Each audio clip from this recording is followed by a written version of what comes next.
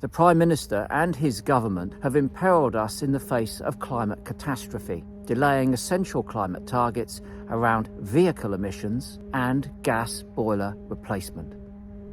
Today, I can announce that I'm legally challenging that decision, and I need your help.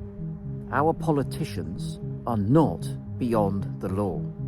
The world's leading scientists are now telling us that we're in uncharted waters.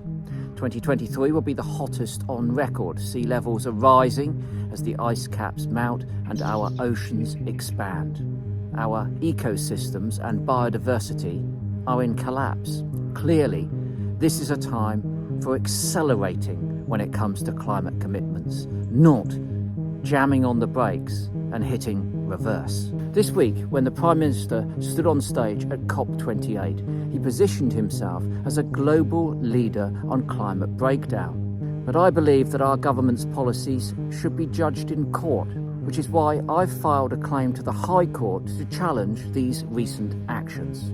I believe that the Prime Minister and the government made these announcements without informing or seeking advice from their own Climate Advisory Board, the Climate Change Committee. I believe that they did so without any public consultation, without industry consultation, and critically, without informing or consulting Parliament. I believe that the Prime Minister made this announcement with no alternatives in place to fill the resulting carbon emissions reduction gap and without considering the impacts of the ability of the government to meet the carbon budget's net zero targets set in the Climate Change Act. That's not a responsible way to make decisions which have such a bearing on people's lives. The Climate Change Committee has criticised the government for not being open enough with information about the impact of the policy announcements, which meant it could not assess the full consequences of some of the changes, concluding that they remain concerned about the likelihood of achieving the UK's future targets. I wrote to the Prime Minister asking him to tell me the facts behind his decision to roll back on the net zero commitments.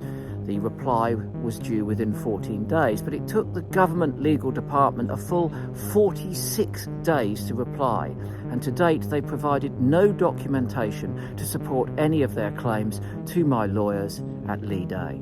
This case could set a precedent that our leaders or their governments cannot act on a whim without facing the legal consequences. It could enable legal scrutiny of decisions which could have very severe consequences in this changing world. At COP28 this week, the Prime Minister insisted he would not be in hoc to ideological zealots. Well, I wouldn't call wanting to prevent planetary collapse ideological. I wouldn't call the IPCC and 99% of the world's climate scientists zealots.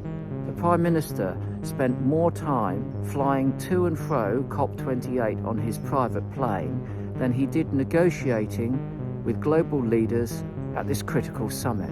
As I said in September, we won't tackle climate change unless we take people with us. My view is that he could indeed be taking lots of people with him, current and future generations, all heading to hell in a government handcart. That's why I'm raising £75,000 to challenge the Prime Minister, Rishi Sunak. Claire Coutinho, Secretary of State for Energy Security and Net Zero, and Mark Harper, Secretary of State for Transport, on the delay and abandonment of key net zero policies and proposals. Please donate if you can, because, as it turns out, you don't have to break the law when you can use the law. Thank you.